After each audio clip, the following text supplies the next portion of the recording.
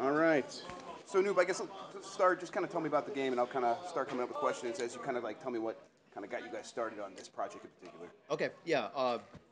So after Saints Row 4, we kind of had this sort of an odd ending for a game that essentially started as a city-based shooter, right? We were thinking about what our next game would be. Obviously, another Saints Row game was on the table, but we thought this is a good opportunity for us to start thinking about other options and possibilities. So we had different people on the team and in the studio pitch ideas, and one idea we came up was, what if we did sort of this modern day sort of our version of GI Joe super agency kind of game.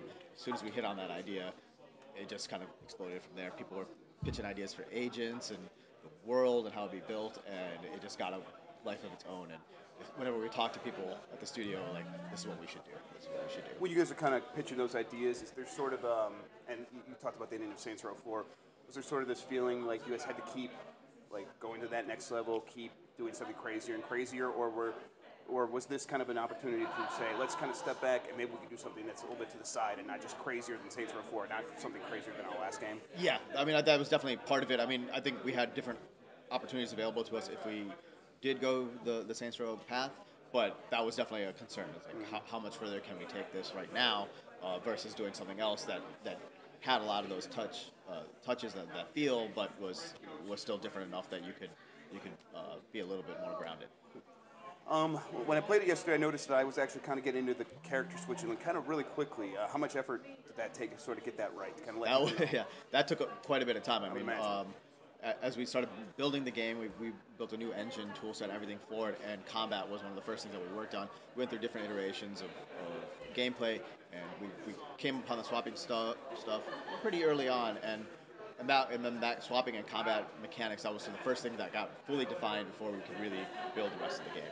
Can you sort of give me like maybe a description in your words of like what you envision is like the ideal like high level battle inside of Agents of Mayhem? Like the high level like person who knows what they're doing. What are they going to be doing? What are they going to see on the screen?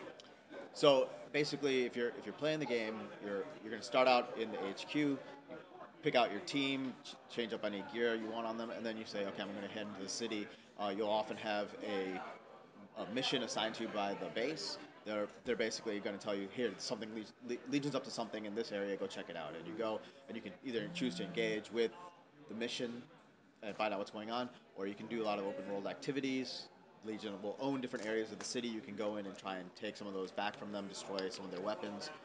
Or if you want to find out more about the agents, they will all have their own stories, and so you might choose to one of the agents on your squad say, you know what, I'm going to do their mission and find out more about what they're up to and why they care about the Mayhem versus Legion fight. And then in the battles themselves, like switching between characters, getting in close to the shotgun, you know, dropping back when you see some guys that aren't going to charge you and switching to sniper rifles. Can you like describe like a moment to moment battle that way? So I think like one way, I guess like a quick scenario would be you you see some enemies on a rooftop. They're guarding some kind of emplacement that you need to take out. So you may have Rama, your long range bow attacker. You'll have her take out a couple of the guys as you come in closer. Switch to maybe Fortune for some medium attacks, and she'll throw out her cannonball, slow some enemies down. And then you get even closer, switch to hardtack, and take the rest out with your shotgun. And then oftentimes enemies will swarm in from outside, and then you'll use hardtack's melee attack, push them out. Maybe take some steps back and then switch back to Rama to hit a plague arrow and try and take a bunch of them out. Did it take sort of a lot of work to figure out like a balance in those kind of situations where are you going to punish players for not switching when really they kind of maybe should be switching? I wouldn't say that we're punishing them. I think what I would say is, especially on the lower difficulty levels, it would be encouraged, and you'll be more successful at it, but you won't be absolutely required. In the demo, that you can, if you really really wanted to, you could probably just get away without switching. Right. But that's that on the easier difficulty levels. Once you start stepping it up, then it's definitely going to be taxing you. You're going to really need to swap your agents and swap and focus their abilities more to really take the enemies out. And I wonder if is there like interplay between the characters? Is there when I like is it just switching, or will I be able to like combo from one character to the other to kind of make it more dynamic or anything like that? Is that There will be combos. They're not going to be like do this then this kind of thing. It's it's more not like Marvel versus Capcom 3? yeah. It's not quite to that level. The idea is instead say like Fortune, she with her cannonball attack, she slows the enemy down. We'll have other agents who are good at taking advantage of that status effect. They can do more damage to them or add another effect when that's there. And so the idea is for you to kind of explore and find those combinations on your own, particularly with the agents that you like the most. Change it up a little bit. You guys kind of became known in the last few years for Saints Row games that were just bombastic, had interesting characters, and this this crew that everyone everyone that played the game sort of kind of fell in love with. I certainly did. What's kind of the goal here when it comes to characters and story? Like, what do you want people to come away with? I mean, we really want to replicate that with this sort of cast of new characters, and I think um, so. One of the things with Saints Row was we didn't start out wanting to do that. I mean, if you played Saints Row Yeah. 1 and 2, like that sort of evolved naturally. GAT was sort of a surprise to us about how many people responded to them so well. In this case, what we've done is we're like, oh, that really works well. That's what people respond to. So we actually built our characters in our world to actually take advantage of that and say, like, we think a lot of people are going to like Hollywood, but certain people will like Rama. Hardtack's going to be probably a big fan favorite for a lot of people, but some of our other agents who might be a little more niche appeal, but that's going to be good because some people won't like many of the other characters, but they'll really identify with that character, particularly how that character interacts with the other ones. Yeah, exactly. Yep. That was going to be my next question. I mean, like, clearly people are going to have their favorite characters based on their personalities, but how do you guys sort of deal with the characters interacting with each other? So it's at times during the open world, they'll have conversations with each other, depending on the combination of characters you have. Additionally, when you go back to the HQ, some of them will be sort of off duty, and you can kind of go up and talk to them and hear from them, and they'll have little exchanges back and forth about stuff. Excellent.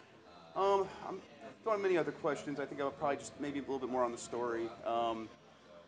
What are you guys trying to tell? Just like a GI Joe kind of fun, like just sort of serial where there's some bad guys and this group of people are going out there. Is there something deeper? Is there some meaning here that you guys are trying to get, or is this going to be just something that's like balls out fun? It's definitely going to be on the fun side, but it's not all throwaway. I mean, the idea is this is a global conflict, and we're touching on just a part of it here in this game. But there's other things going on, and we'll mention some of those things when we talk about. So the idea is that um, you the idea is to have questions about what's going on. What is Legion really up to? Like, obviously they want to own the world, but why? What is their ultimate goal? Persephone is sort of a mysterious character. What's her background? Why does she care about Mayhem? Why does she care about stopping Legion? These are questions that we want players to ask that we may answer now or maybe sometime in the future, and that's something that we will. So it's not that there's a deeper meaning to the game, but it's not just like you're done with this game and that's it. I guess one more then. Why Soul, and how important is it to kind of get the feel of Soul right while sort of making it its own thing that you guys clearly are going for? Yeah, Soul was a very deliberate choice for a couple of reasons. One, again, to reinforce that global conflict, we wanted people to understand that this isn't just like an American game or even like a European American game, we said we wanted to set our first city somewhere outside of those areas to give the people that understanding. And we picked Seoul specifically because this first game focuses on the Ministry of Pride, and Dr. Babylon cares about technology and AI and robotics and things like that, and Seoul is sort of on the cutting edge of that. And so that was a good city that's not you don't see very often, Yeah. but reflects a lot of that. That Stuff. actually kind of makes me think of another question. I always kind of associate in my head Saints Row with Fast and the Furious, and one of the kind of the hallmarks of Fast and Furious is that it's very diverse and it has this cast of characters that just appeals to everybody.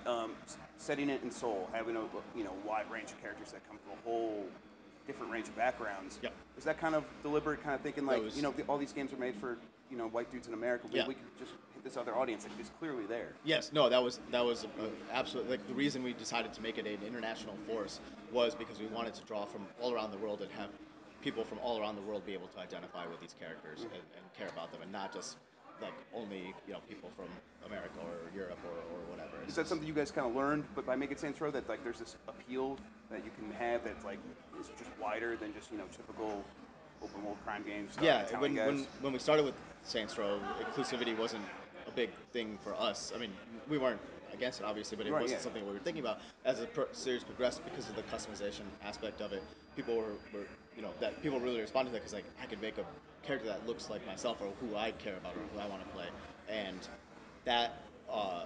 And when people started responding to that, and that became a big part of our brand, and that's something we really care about. So when we decided when we started working on Agents of Mayhem, we said that's a core aspect of it, that these agents have to represent a wide spectrum of types of people, and but they're not defined by those attributes. They Yeah, just they're are still have those things, and but they're still their own characters, and they care about their own things. excellent.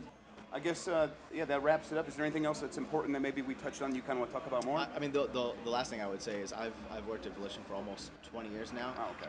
and this is by far the favorite game I've ever worked on, and I'm a big Saints Row What fan. makes it your favorite, though? I've heard that you're not the first person to say that. Yeah, I mean, for me, it's I grew up with GI Joe and comic books and superheroes and stuff like that, um, and when we started working on Age of Mayhem, there was nobody who's even making like that kind of game, and we said, why is nobody doing this? Because this is such a rich Yeah. area for us. And then as we developed it, and we came up with these international characters and this gameplay where you're swapping between the agents and building this new art style, like all of those things together are like something that I think hasn't really been seen anywhere, but I think people are responding to really well. And I responded to it as we were building it, and it's gotten better and better and sort of exceeded my expectations from that point.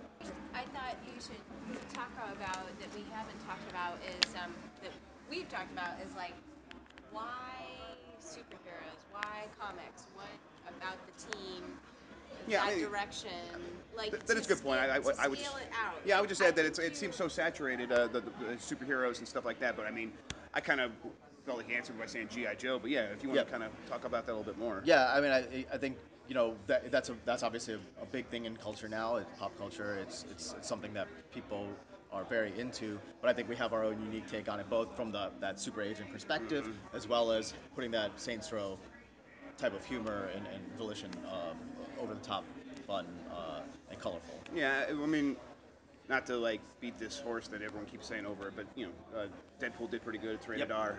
I mean, you guys are rated R. Obviously, you're Yep. not afraid to. You're not backing off of that. Is that going to be kind of you're trying to maybe hit a similar audience? Absolutely, yeah. I think that's that. Like Deadpool, when it came out, we looked at, it, we're like, yeah, that is very much in.